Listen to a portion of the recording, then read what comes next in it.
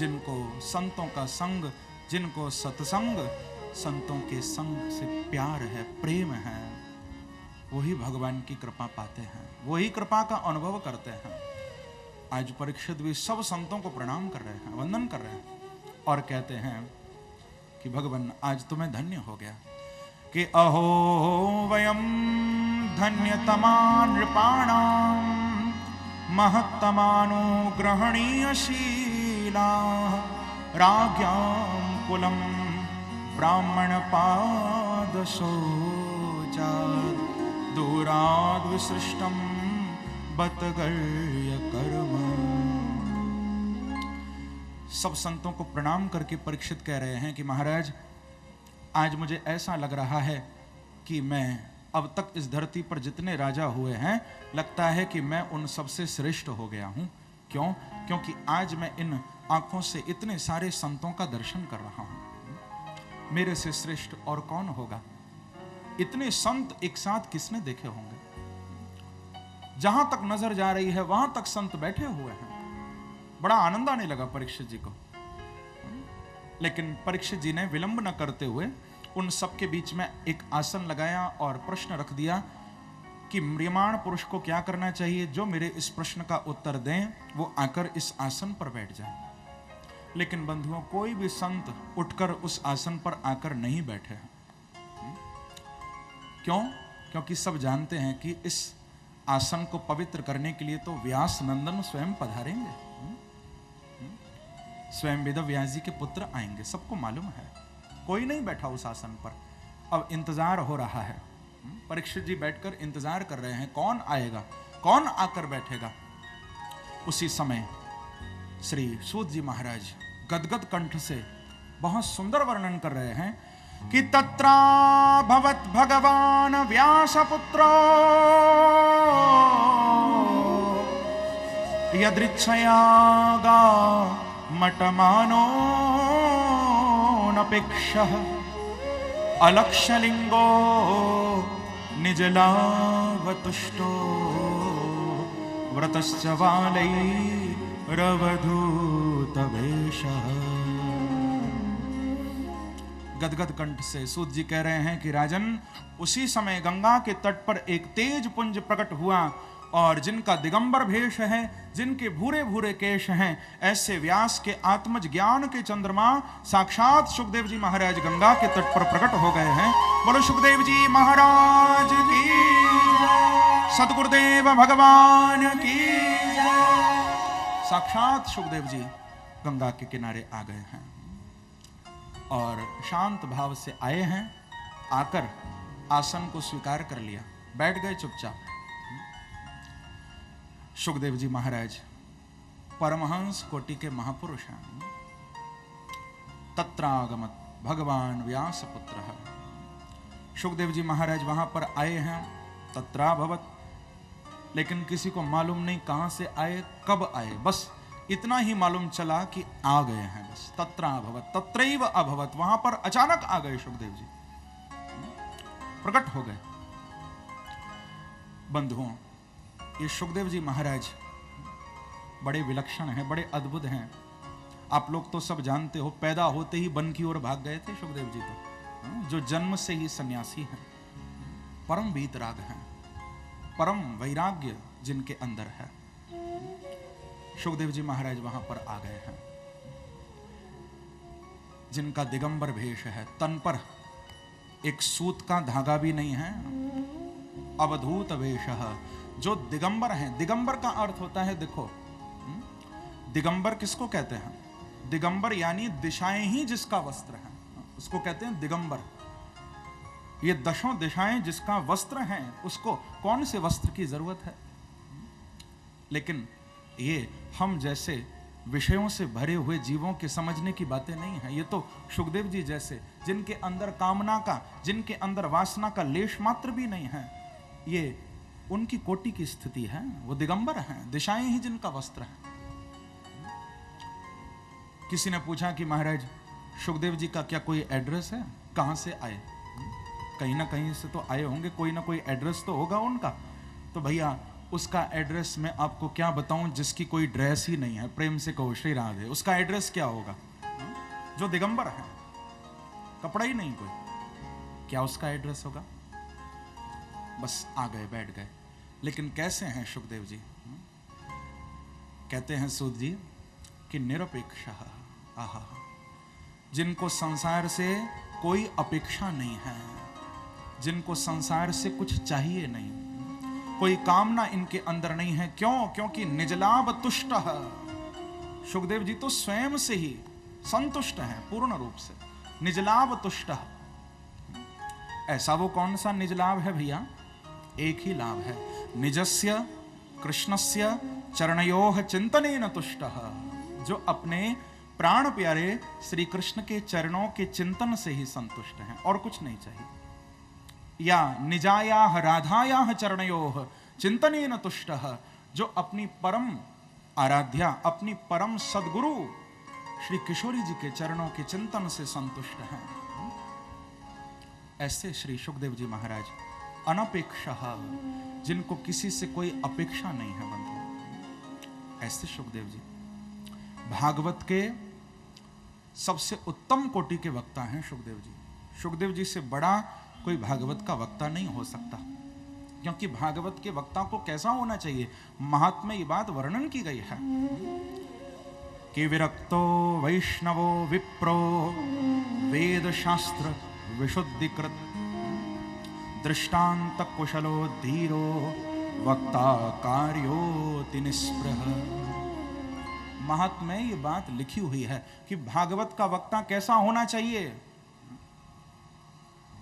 सबसे पहले विरक्तो, भागवत के वक्ता को विरक्त होना चाहिए। विरक्त से तात्पर्य है कि वो गेह और देह में आसक्त न हो, विरक्त होना चाहिए। गेह और देह दोनों से विरक्त होना चाहिए, आसक्त न हो। वैष्णवो, भागवत का वक्ता वैष्णव होना चाहिए, वैष्णव परंपरा में दीक्षित होना चाहिए, वैष्णव हो। और विप्रो, व्यासपीठ पर बैठने वाला ब्राह्मण शरीर भी होना चाहिए। प्रेम से कहो श्री राधे। ये मैं नहीं कह रहा हूं, ये वेदव्यास की वाणी है, महात्मा की। विप्रो, भागवत का वक्ता ब्राह्मण ही होना चाहिए। अब ब्राह्मण को गद्दी पर, व्यासपीठ पर बैठने का अधिकार नहीं है। भागवत की गद्दी पर ब्राह्मण ही बैठे।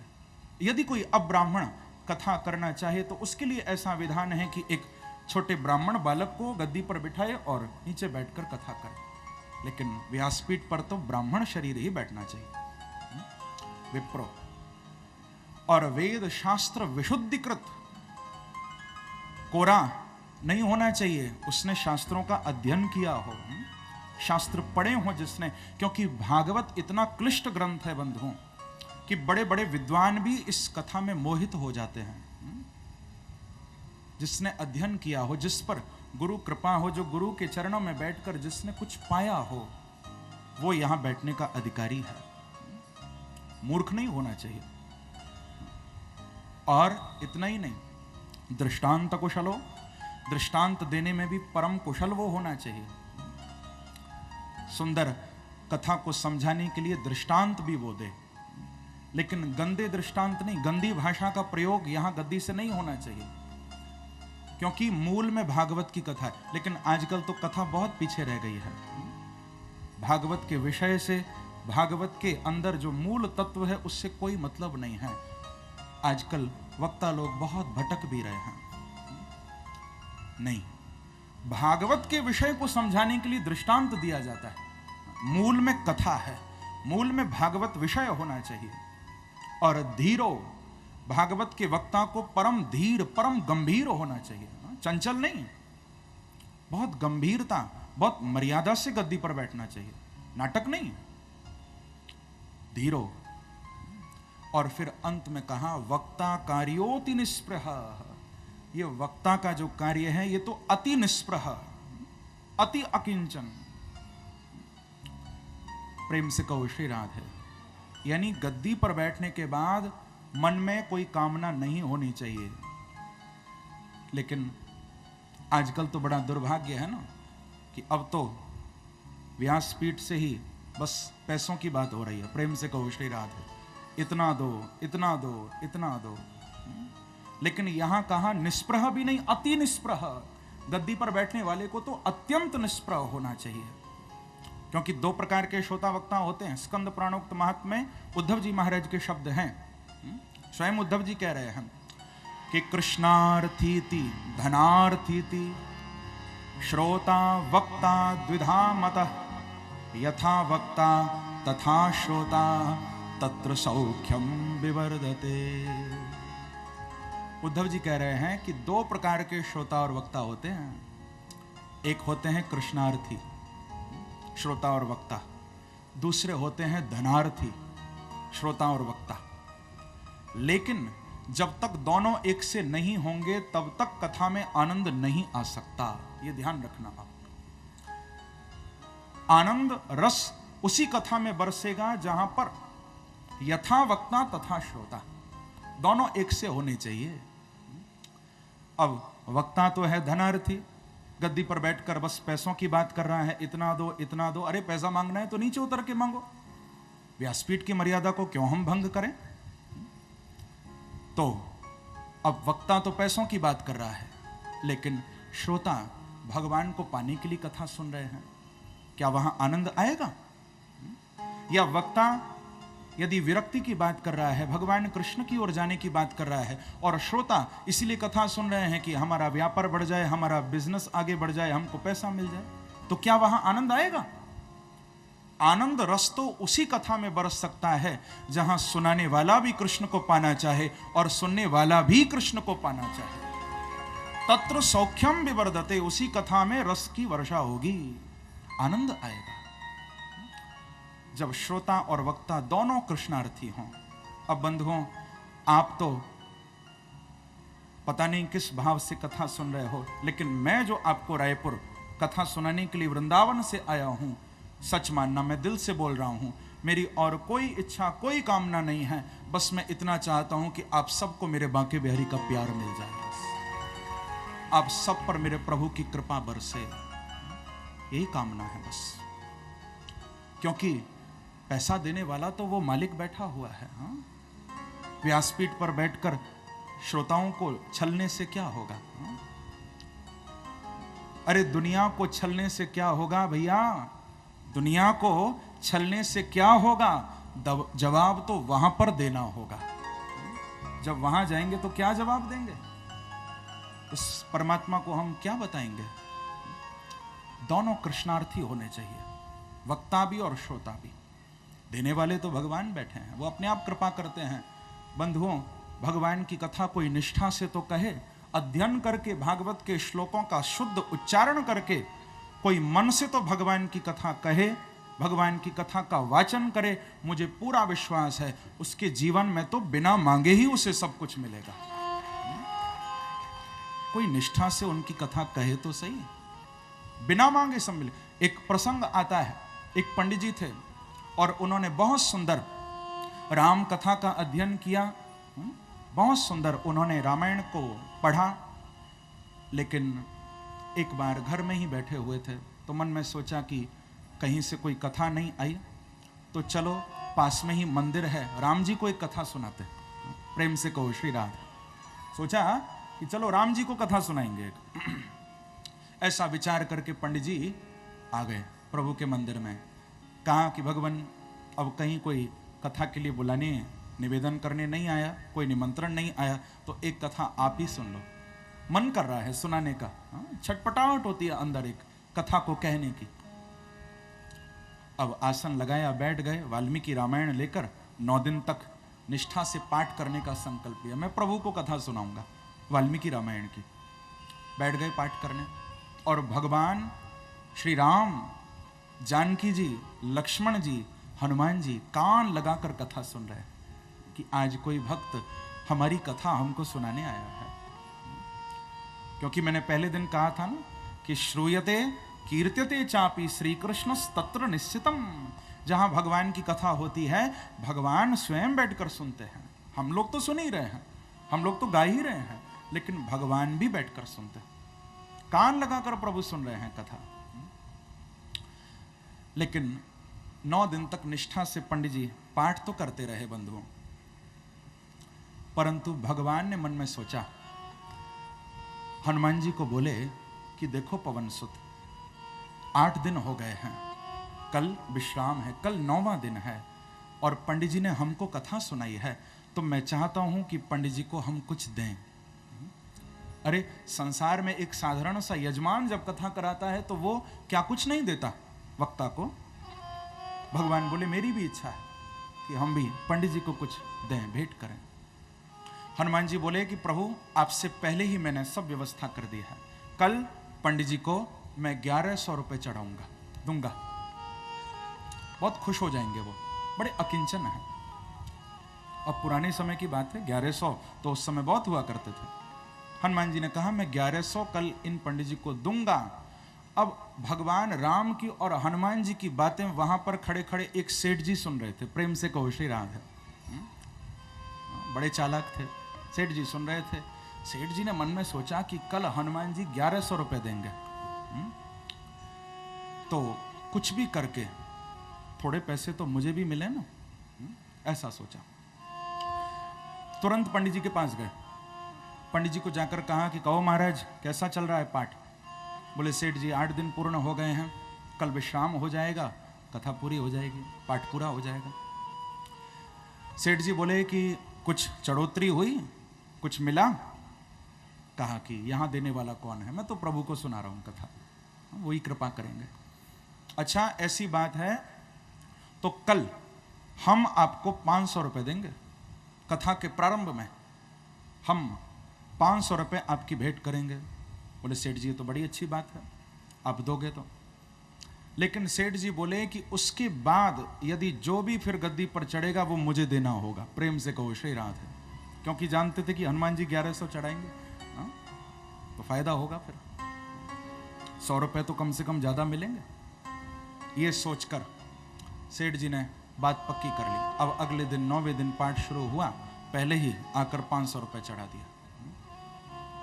क्योंकि पंडित जी ने भी ये बात इसलिए स्वीकार कर ली क्योंकि जानते थे कि यहाँ कल तो कोई आएगा नहीं। जब 8 दिन कोई नहीं आया तो 9वें दिन कौन आएगा, 500 रुपए मिलेंगे।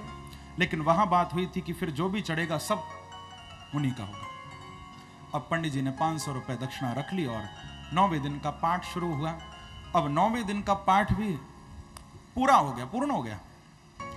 अभी तक किसी ने 1100 नहीं चढ़ाए। अब सेठ जी की नजर तो वहीं लगी है कि कब हनुमान जी 1100 चढ़ाएंगे और मैं पैसे उठाऊंगा, वही नजर लगी हुई है। जब बहुत देर हो गई, पंडित जी ने तो अपनी पोथी भी बांधनी शुरू कर दी।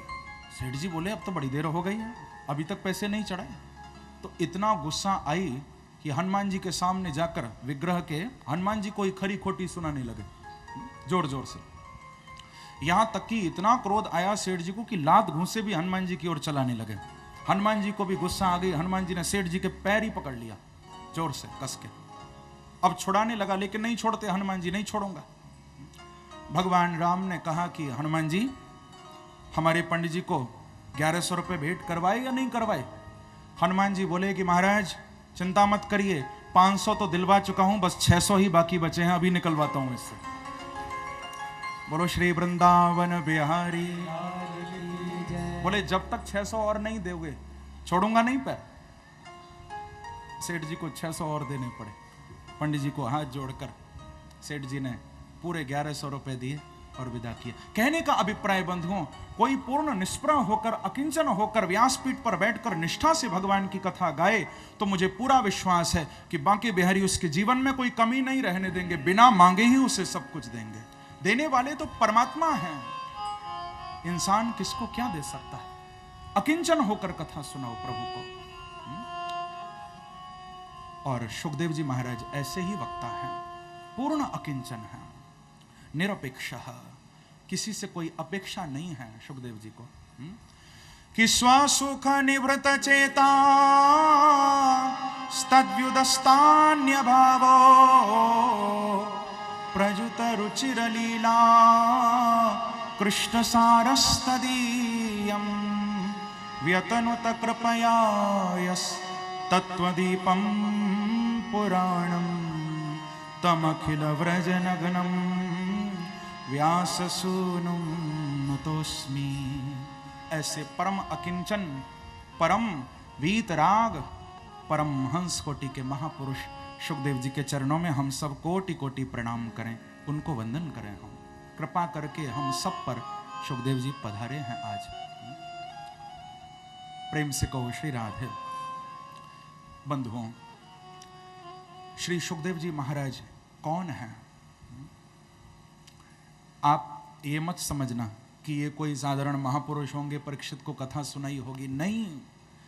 उद्धव जी ने स्कंद पुराणोक्त महात्म्य में ये बात परीक्षित को कही है, क्योंकि उद्धव जी ने भी भागवत की कथा श्री वज्रनाभ जी को सुनाई है स्कंद पुराण में, और उस कथा को सुनने के लिए परीक्षित आए थे वहां पर। तो उद्धव जी ने परीक्षित को ये बात कही थी कि परीक्षित, तुम मेरे मुख से कथा मत सुनो भगवान की, तुमको कथा सुनाने कोई और आएंगे। बोले महाराज कौन आएंगे? तो कहाँ है उद्धव जी के शब्द हैं कि नंद नंदन रूपस्तु श्री शुको भगवान ऋषि श्रीमद् भागवतम तुभ्यम श्रावयस्यत्य संशयम। उद्धव जी ने कहा कि देखो परीक्षित, आपको कथा सुनाने के लिए तो स्वयं नंद नंदन का स्वरूप श्री सुखदेव जी महाराज पधारेंगे। ये सुखदेव जी कोई साधारण नहीं है, बांके बिहारी का ही रूप है।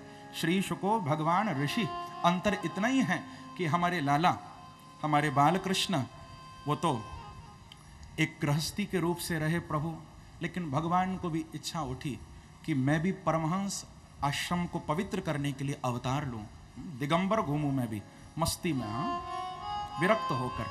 तो भगवान कृष्ण ही नंद नंदन रूपस्तु श्री शुको भगवान ऋषि, नंद नंदन श्री कृष्ण ही सुखदेव जी के रूप से आए हैं यहाँ।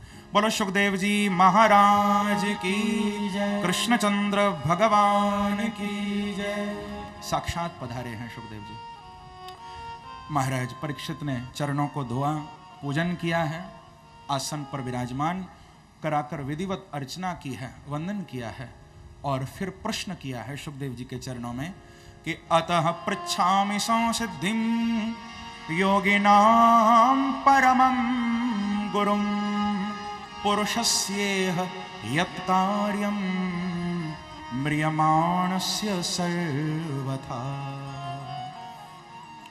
प्रश्न किया कि गुरुदेव आप कृपा करके बताइए कि जिसकी मृत्यु निकट हो उसको क्या करना चाहिए।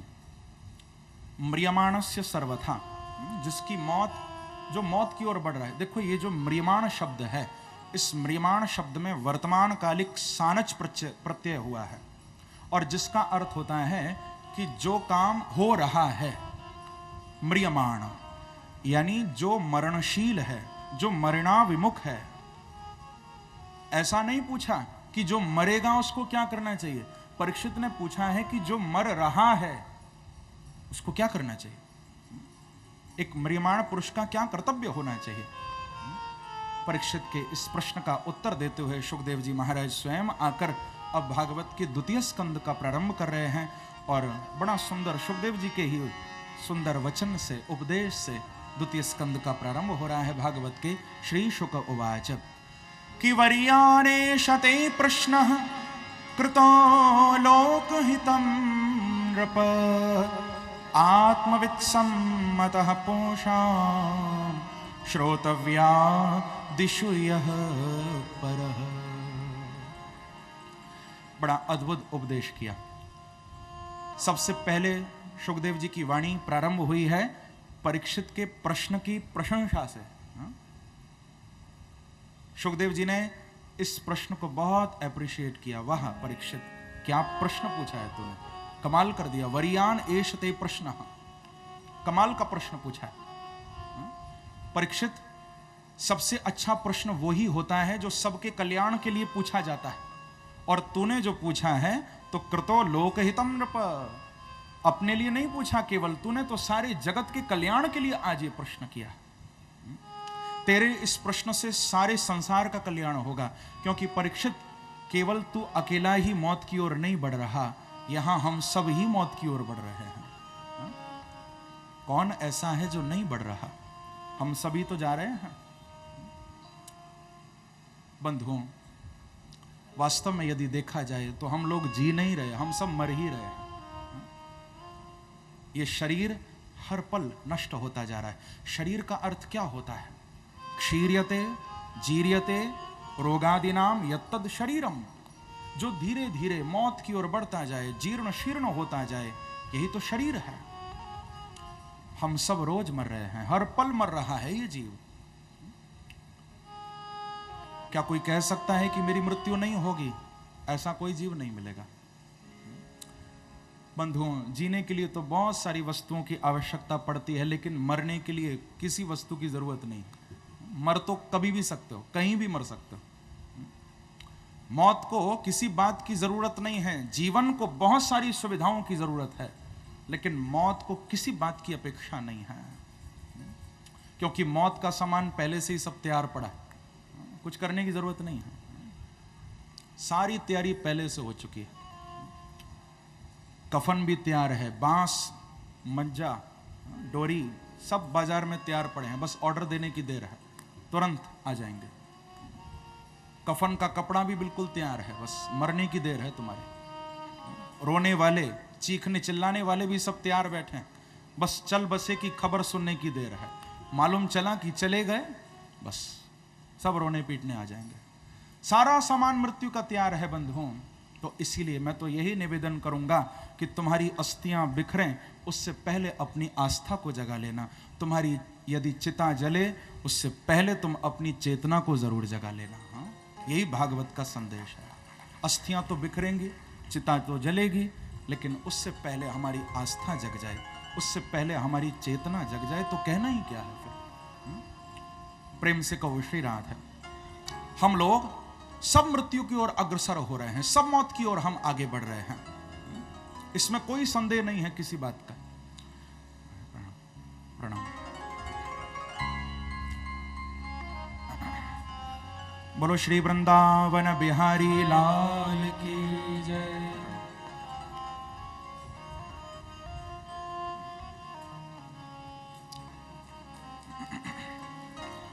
बिराजी। जय जय श्री राधे, जय जय श्री राधे, जय जय श्री राधे।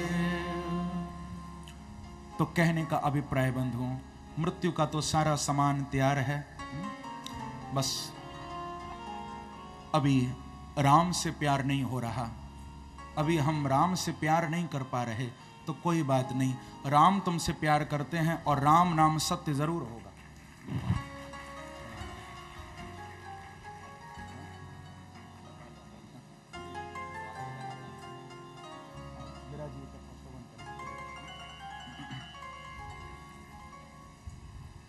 बोलो संत वैष्णव भगवान की।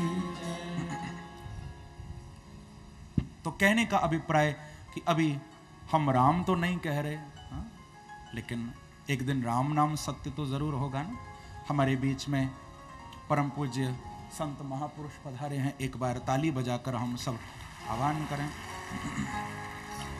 तो सुखदेव जी यहाँ पर यही बात कह रहे हैं कि राजन, मरना तो एक दिन सबको है, जीने तो कोई आया ही नहीं है, यहाँ पर हम सब मरने ही तो आए हैं। आप लोगों ने कभी देखा भगवान शिव हमेशा चिता की भस्म लगाते हैं? मेरे प्रभु भोलेनाथ चिता भस्मालेपा, चिता भस्म को अपने ऊपर मलते, बहुत प्रिय है भगवान शिव को चिता की भस्म, क्योंकि मुर्दे से बड़ा प्यार करते हैं शिव, मरने वाले से। किसी ने पूछा कि भगवान शिव को मुर्दे से इतना प्यार क्यों है, चिता की भस्म क्यों धारण करते हैं भगवान शिव? देखो, एक बार ना किसी की शव यात्रा निकल रही थी, शव यात्रा जा रही थी, और लेकर मुर्दे को सब स्मशान की ओर जा रहे थे, क्योंकि बंधुओं हम सबको ही एक दिन स्मशान की ओर जाना है। अरे इंसान के कंधों पर इंसान जा रहे हैं, इंसान के कंधों पर इंसान जा रहे हैं, कफनों में लिपटे हुए कुछ अरमान जा रहे हैं, और जिनको नहीं मिला सुकून इस भागती दुनिया में, वो सुकून की तलाश में शमशान जा रहे हैं। जाना तो सबको ही है, एक दिन सब वहीं पहुंचेंगे। भगवान शिव ने देखा कि ये सब कौन जा रहे हैं, क्योंकि पीछे से सब आवाज लगा रहे थे कि राम नाम सत्य है, गोपाल नाम सत्य है, राम नाम सत्य है। सब आवाज लगा रहे थे। भगवान शिव बोले कि ये सब तो हमारे ही भाई हैं, क्योंकि राम नाम से तो मुझे भी प्यार है, और सब राम नाम सत्य कह रहे हैं। लगता है ये जो मरा है बहुत बड़ा कोई भक्त होगा, सब इसको भगवान का नाम सुना रहे हैं। तो भगवान शिव भी रूप बदलकर पीछे पीछे ही चलने लगे, और वो भी जोर जोर से कहने लगे राम नाम सत्य है, राम नाम सत्य है। लेकिन बंधुओं, जैसे ही स्मशान में पहुंचे, स्मशान में जाते ही राम नाम सत्य कहना बंद कर दिया लोगों ने, और मुर्दे को रखा, आग लगा दी उसको। भगवान शिव को बड़ा आश्चर्य हुआ कि ये सब अब तक तो बड़ा राम नाम सत्य कह रहे थे, अब कोई नहीं बोलता, क्या बात है। यहां तक कि उस मुर्दे में आग लगाकर अब तो सब घड़ी भी देखने लगे। उनकी बातें भगवान शिव ने सुनी। एक कहने लगा कि न जाने कितनी देर और इसको जलने में लगेगी। अरे मेरा तो बड़ा काम पड़ा हुआ है घर में, मुझे तो घर जाना है। एक बोला कि बताओ, इसको भी आज ही मरना था, आज मेरी इतनी जरूरी मीटिंग थी, ये भी आज ही मर गया, मुझे सबको छोड़कर आना पड़ा। अलग अलग बातें सब बनाने लगे, संसार की चर्चाएं होने लगी। भगवान शिव बोले कि ये सब तो भक्त नहीं है, ये सब तो केवल दिखावा कर रहे थे, केवल नाटक कर रहे थे। लगता है कि जो ये मरा है, जिसके कारण से इतना मेरे राम का, मेरे प्रभु श्याम का नाम बोला गया, लगता है यही सच्चा भक्त था। भगवान शिव गए और उस मुर्दे की राख लेकर प्रभु ने अपने अंग पर लगाया। उस दिन से प्रभु श्री भोलेनाथ को मुर्दों से बड़ा प्यार हो गया है, इसीलिए चिता की भस्म लगाते हैं, क्योंकि जीते जी तो कोई राम के नाम को लेता नहीं है, जब मर जाते हैं तो पीछे से फिर सुनाया जाता है, पीछे से फिर राम का नाम हम लोग गाया करते हैं। बंधुओं, भगवान भोलेनाथ तो भूत भावन हैं, बड़े कृपालु हैं, और आज कितनी कृपा की बात है कि आज भगवान शिव का वार भी है, आज सोमवार है, भगवान शिव का दिन है। हाँ, तो आइए हम लोग भगवान शिव को भी एक बार प्रणाम करें, भगवान शिव की भी हम लोग जय जयकार करें। पवित्र सोमवार का दिन है आज।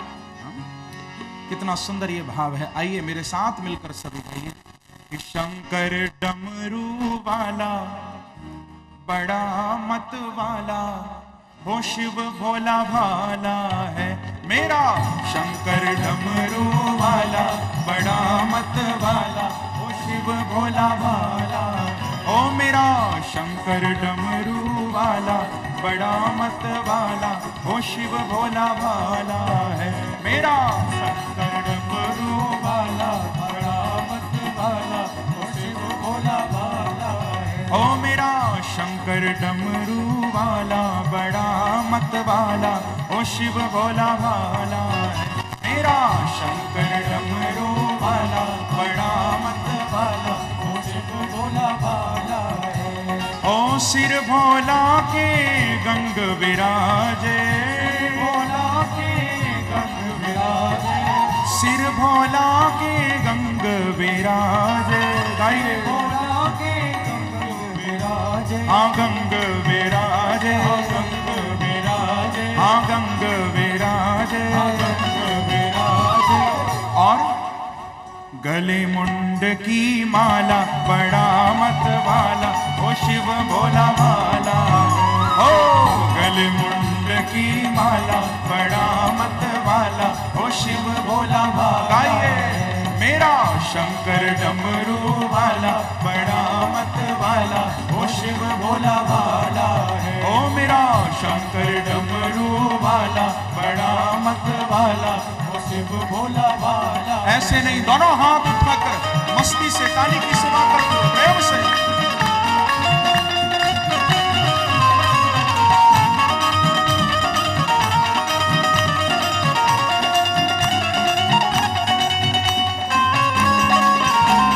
बार कहिए श्री राधे, श्री राधे।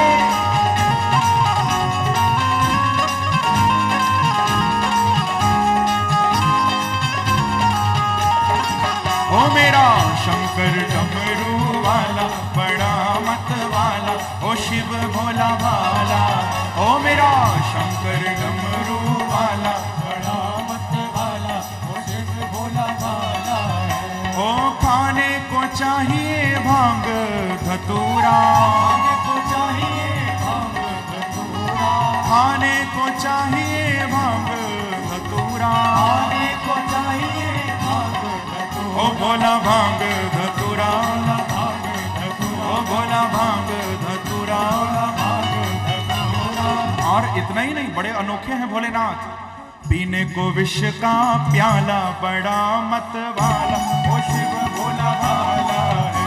ओ पीने को विष का प्याला बड़ा मत वाला, ओ शिव भोला भाला। ओ मेरा शंकर डमरू वाला बड़ा मत वाला, ओ शिव भोला भाला। ओ मेरा शंकर डमरू वाला बड़ा मत वाला, ओ शिव भोला भाला है। ओ जय बम बम भोले, जय बम बम भोले, ओ जय बम बम भोले, जय बम बम भोले, ओ मेरा शंकर डमरू वाला बड़ा मत वाला, ओ शिव भोला भाला। ओ मेरा शंकर डमरू वाला बड़ा मत वाला, ओ शिव भोला भाला। प्रेम से ताली की सेवा करते हुए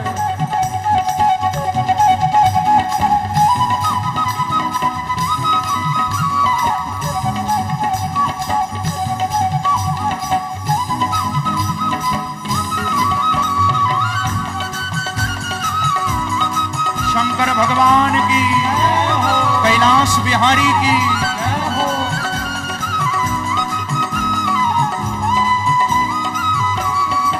ओ मेरा शंकर डमरू वाला बड़ा मत वाला, ओ शिव भोला भाला। ओ मेरा शंकर डमरू वाला बड़ा मत वाला, ओ शिव भोला भाला। और बैठने को चाहिए नंदी सवारी, बैठने को चाहिए नंदी सवारी, ओ बैठने को चाहिए नंदी सवारी, बैठने को चाहिए नंदी सवारी। ओ भोला नंदी सवारी, ओ भोला नंदी सवारी। और कैसी वो सवारी होनी चाहिए? जिस पर पड़ी हो मृग छाला बड़ा मत वाला, ओ शिव भोला भाला। ओ जिस पर पड़ी हो मृग छाला बड़ा मत वाला, ओ शिव भोला भाला। ओ मेरा शंकर डमरू वाला बड़ा मत वाला, ओ शिव भोला भाला। ओ मेरा शंकर डमरू वाला बड़ा मत वाला, ओ शिव भोला भाला। जय बम बम भोले, जय बम बम भोले, जय बम बम भोले, जय बम बम भोले, ओ जय बम बम भोले, जय बम बम भोले, जय बम बम भोले, जय बम बम भोले। ओ मेरा शंकर डमरू वाला बड़ा मत वाला, ओ शिव भोला भाला। ओ मेरा शंकर डमरू वाला बड़ा मत वाला, ओ शिव भोला भाला। ओ बाम अंग में गौरा बिराजे, बाम अंग में गौरा बिराजे, ओ बाम अंग में गौरा बिराजे, बाम अंग में गौरा बिराजे। ओ भोला गौरा बिराजे, गौरा बिराजे, ओ भोला गौरा बिराजे, गौरा बिराजे। और इतना ही नहीं, गोद में गणपति लाला बड़ा मत वाला, ओ शिव भोला भाला। हाँ गोद में गणपति लाला बड़ा मत वाला, ओ शिव भोला भाला। ओ मेरा शंकर डमरू वाला बड़ा मत वाला, ओ शिव भोला भाला। गाइए मेरा शंकर डमरू वाला बड़ा मत वाला, ओ शिव भोला भाला। ओ जय बम बम भोले, जय बम बम भोले, जय बम बम भोले, जय बम बम भोले, जय बम बम भोले, जय बम बम भोले, जय बम बम भोले, जय बम बम भोले। मेरा शंकर डमरू वाला बड़ा मत वाला, ओ शिव भोला भाला। मेरा शंकर डमरू वाला बड़ा मत वाला, ओ शिव भोला भाला। ओ मेरा शंकर डमरू वाला बड़ा मत वाला, ओ शिव भोला भाला है। मेरा शंकर डमरू वाला बड़ा मत वाला, ओ शिव भोला भाला है। ओ मेरा शंकर डमरू वाला बड़ा मत वाला, ओ शिव भोला भाला है। मेरा शंकर डमरू वाला बड़ा मत वाला, ओ शिव जय बम बम भोले, जय बम बम भोले, जय बम बम भोले, जय बम बम भोले, ओ जय बम बम भोले, जय बम बम भोले, गाइए प्रेम से, ओ जय बम बम भोले, जय बम बम भोले, ओ जय बम बम भोले, जय बम बम भोले, हरि बोल, जय बम बम भोले, जय बम बम भोले, ओ जय बम बम भोले, जय बम बम भोले, ओ जय बम बम भोले, जय बम बम भोले, ओ जय बम बम भोले, जय बम बम भोले, बोलो शंकर भगवान की, विश्वनाथ भगवान की, नमः पार्वती पतये, हर हर महादेव। तो ऐसे भगवान शिव हैं जो चिता की भस्म लगाकर हम सबको बता रहे हैं कि एक दिन सबको राख ही होना है, सबको एक दिन राख में मिलना है।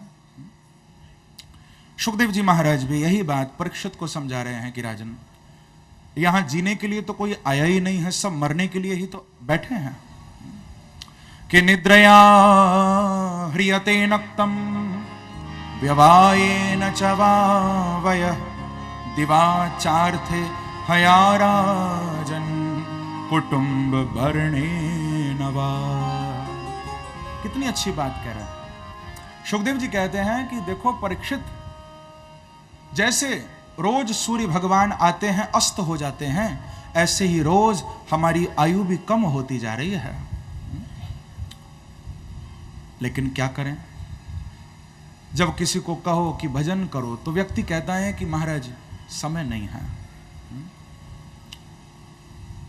यहां पर सुखदेव जी कह रहे हैं कि निद्रया ह्रियते नक्तम, तुम कहते हो कि समय नहीं है, तो ये तो बताओ कि समय जा किस में रहा है, उस समय का हम उपयोग क्या कर रहे हैं, कहां समय लग रहा है।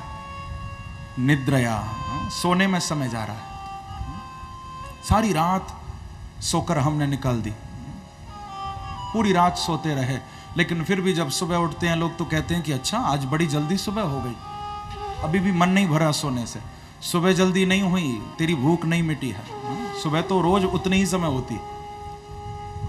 कितना सो रहे हैं। चलो वैसे सो लो भले ही, लेकिन अंदर से तो जागो, अंदर से तो जाग जाओ। कि कबीरा सोता क्या करे, जागो जपो मुरारी, क्योंकि एक दिना है सोवना, लंबे पांव पसारे। एक दिन तो सबको सोना ही है, अभी क्यों सो रहे हो, अभी जाग जाओ। आप समय का सदुपयोग करो। दिवाचार थे हया राजन कुटुंब भरणे नवा, सारा दिन पैसा कमाने में, परिवार के भरण पोषण में चला जाता है, रात सोने में चली जाती है और भगवान को याद करने का समय मिलता ही नहीं है। सुखदेव जी का उपदेश है, परीक्षित तुम अब और कुछ मत करना। कि तस्माद् भारत सर्वात्मा भगवान ईश्वरो हरिः, श्रोतव्यः कीर्तितव्यश्च स्मर्तव्यश्चेच्छता। हे परीक्षित, यदि अभय होना चाहते हो तो केवल यही उपाय है। श्रोतव्यः कीर्तितव्यश्च स्मर्तव्यः, भगवान का श्रवण करो, भगवान का कीर्तन करो और भगवान का स्मरण करो। आप बस एक यही उपाय है, दूसरा कोई उपाय है ही नहीं। बड़ा सुंदर उपदेश सुखदेव जी ने किया है बंधुओं। महाराज परीक्षित को सर्वप्रथम दो प्रकार के भगवान के स्वरूपों के बारे में बताया गया। विराट स्वरूप, पातालमेतस्य हि पादमूलम पठन्ति पार्ष्णि प्रपदे रसातलम, उस विराट स्वरूप का वर्णन किया। सूक्ष्म स्वरूप का वर्णन यहां पर किया है। दो प्रकार की मुक्ति, सद्य मुक्ति और क्रम मुक्ति के बारे में बताया है यहां पर। और द्वितीय स्कंद के चौथे अध्याय में श्री सुखदेव जी महाराज ने बड़ा सुंदर मंगलाचरण किया है, प्रभु का स्मरण किया है। मैंने कल कहा था ना कि तीसरा मंगलाचरण सुखदेव जी करेंगे आकर। पहला वेदव्यास जी ने किया था, दूसरा सूत जी ने किया अब तीसरा सुखदेव जी महाराज कर रहे हैं और मंगलाचरण में 12 श्लोक हैं। अंतिम श्लोक में कह रहे हैं भगवान को सुखदेव जी कि भूतैर्महद्भिः य इमाः पुरो विभुर् निर्मायशेते यदुमूषु पूरुषः भुङ्क्ते गुणान् षोडश षोडशात्मकः सोऽलं प्रशिष्ट भगवान वचांसि में। सुखदेव जी कह रहे हैं कि भगवान जो अनंत गुणों को धारण करने वाले हैं, सबकी आत्मा में जो विराजमान रहते हैं, वो प्रभु ही अपने गुणों को लेकर मेरी वाणी के ऊपर आकर बैठ जाए, क्योंकि मेरे अंदर इतनी सामर्थ्य नहीं जो मैं अपने मुख से भगवान के लिए कुछ कह सकूं। तो प्रभु आप ही आकर मेरी वाणी पर बैठो और आप स्वयं अपनी कथा करो। प्रेम से कहो श्री राधे। बंधुओं, वास्तव में ये बात तो बिल्कुल सच्ची है कि व्यासपीठ पर बैठकर भगवान की कथा करने की ताकत किसी में नहीं है। किसी में इतनी ताकत नहीं है जो भगवान के बारे में अपने मुख से कुछ बोल सके। यहां बैठकर तो स्वयं ये शरीर तो केवल एक निमित्त है, बाकी यहां बैठकर कथा करने वाले तो मेरे बांके बिहारी ही हैं। उनके अलावा और कौन हो सकता है? शक्ति प्रभु की है। हम व्यासपीठ से उतर के जब जाते हैं तो आश्चर्य होता है कि हम इतना देर कैसे भगवान का गुणगान कर आए, इतनी कथा हम कैसे सुना आए। यही लगता है बार बार कि बांके बिहारी ही बोलते हैं, हम तो बस बैठ जाते हैं। तो कहने का अभिप्राय, सुखदेव जी जैसे परम विद्वान वो भी कह रहे हैं कि प्रभु आप मेरी वाणी पर आकर बैठो, आप स्वयं अपनी कथा करो। निमित्त आपने मुझे बना दिया। प्रभु का स्मरण किया, मंगलाचरण हुआ है, सृष्टि विषयक प्रश्न किए गए हैं परीक्षित जी के द्वारा। उन प्रश्नों का उत्तर बड़े विस्तार पूर्वक सुखदेव जी ने दिया है। यहां पर ब्रह्मा जी का प्रसंग आया है कि ब्रह्मा जी ने किस प्रकार से सृष्टि को बनाया। एक बार ब्रह्मा जी को मोह हो गया, ये बात मालूम नहीं चल पा रही कि मेरी रचना किसने की है।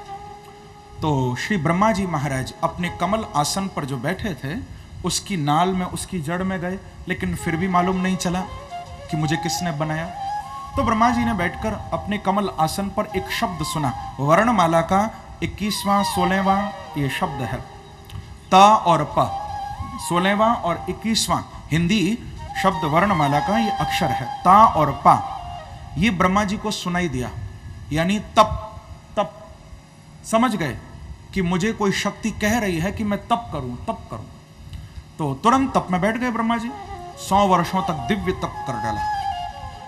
तप का प्रभाव ऐसा हुआ कि ब्रह्मा जी को अपने हृदय में ही भगवान के दिव्य वैकुंठ का दर्शन हुआ और साक्षात भगवान का दर्शन हुआ। और भगवान ने ब्रह्मा जी पर कृपा करके यहां बंधुओं भागवत में 4 श्लोक श्री ब्रह्मा जी को प्रदान किए हैं, जिनको कहते हैं चतुश्लोकी भागवत। मैंने कल कहा था ना कि ये 4 श्लोक भगवान ने ब्रह्मा को दिए, ब्रह्मा ने नारद जी को दिए, नारद जी ने वेदव्यास जी को दिए। ये मूल में भागवत के 4 ही श्लोक हैं, बड़े अद्भुत हैं। हम लोग इनका श्रवण करें, क्योंकि जो लोग इन 4 श्लोकों का भी रोज पाठ करते हैं या श्रवण करते हैं तो उनको भागवत के ही पठन और श्रवण का फल प्राप्त होता है। बड़े अद्भुत श्लोक हैं। भगवान ब्रह्मा जी के कर पर, हाथ पर अपना हाथ रख के ये उपदेश ब्रह्मा जी को कर रहे हैं प्रभु कि अहमेवा समेवाग्रे नान्यद यद सद सत्परम पश्चादहम यदे तच्च यो वशिष्येत सोऽस्म्यहं ऋतेर्थम यत् प्रतीयेत न प्रतीयेत चात्मनि तद्विद्यादात्मनो मायां यथा भासो यथा तमः यथा महन्ति भूतानि भूतेषु चावचेष्वनु प्रविष्टान्य प्रविष्टानि तथा तेषु न तेष्वाम् एतावदेव जिज्ञासं तत्त्वजिज्ञासुनात्मनः अन्वय व्यतिरेकाभ्यां यत् स्यात् सर्वत्र सर्वदा।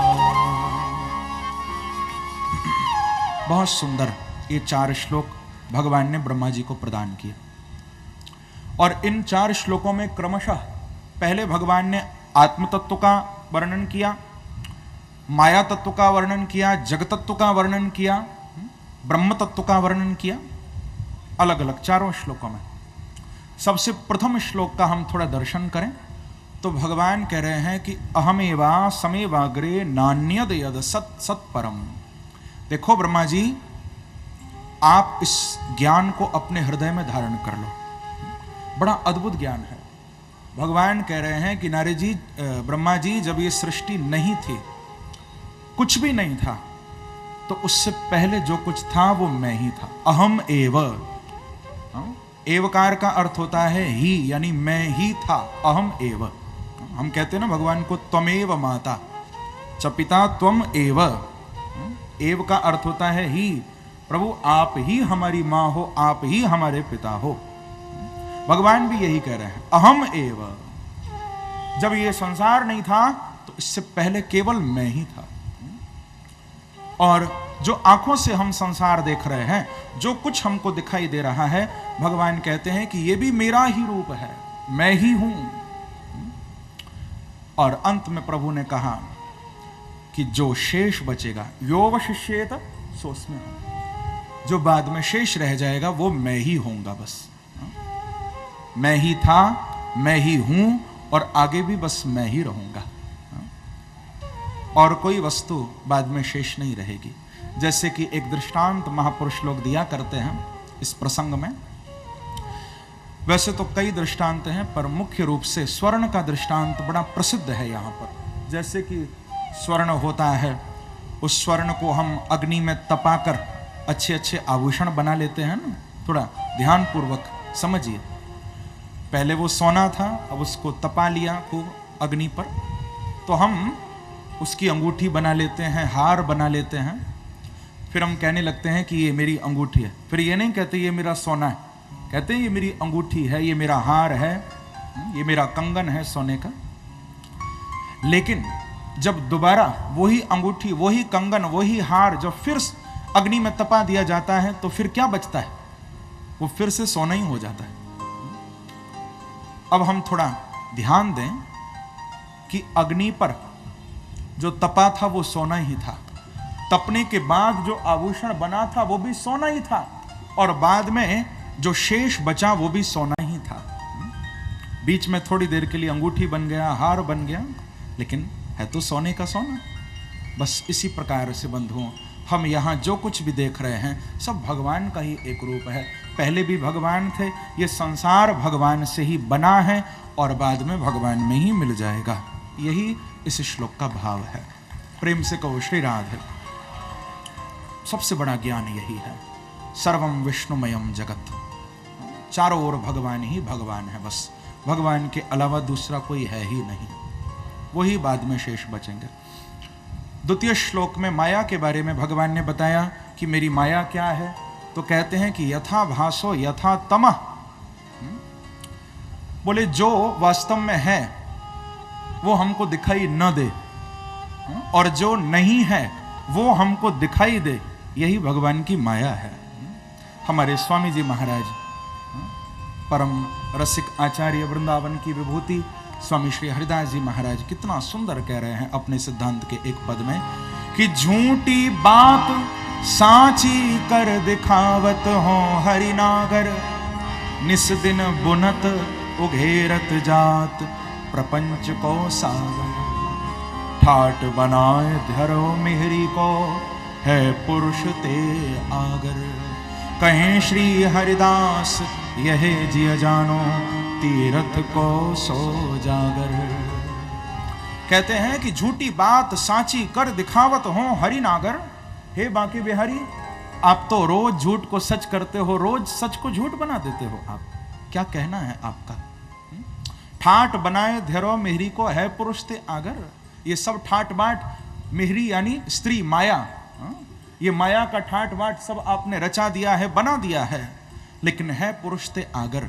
बस इस माया के पीछे ही तो वो पुरुष, वो परमात्मा, वो बांके बिहारी बैठा हुआ है। ये माया का पर्दा बंधुओं जब तक सामने है तब तक भगवान का दर्शन नहीं हो रहा हमको। ये माया का पर्दा कैसे हटे? कब हटे?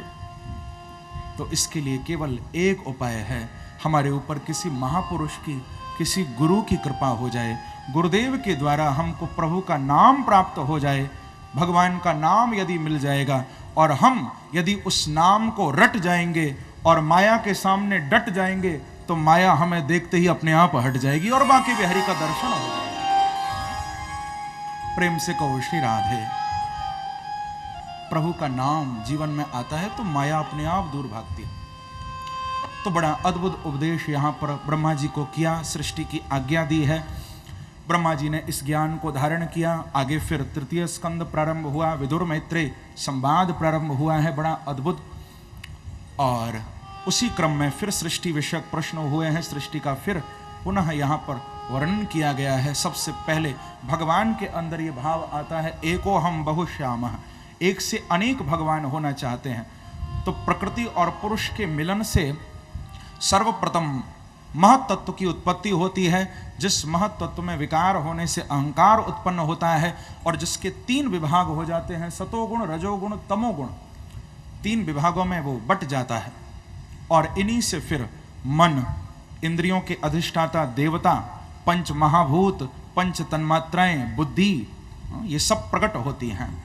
ये सब आपस में मिलकर गोल अंडा बन जाता है और जो हजारों वर्षों तक पानी में पड़ा रहता है, समय आने पर वही विराट पुरुष परमात्मा उसको फोड़कर बाहर निकलते हैं और उनकी नाभि से कमल, कमल से श्री ब्रह्मा जी उत्पन्न होते हैं और ब्रह्मा जी सृष्टि को आगे बढ़ाते हैं।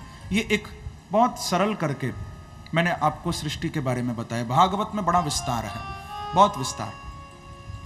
तो ब्रह्मा जी ने सर्वप्रथम जब मानसी सृष्टि प्रारंभ की तो सनक, सनंदन, सनातन, सनत कुमार, इन चारों को प्रकट किया है ब्रह्मा जी ने, अपने पुत्रों को।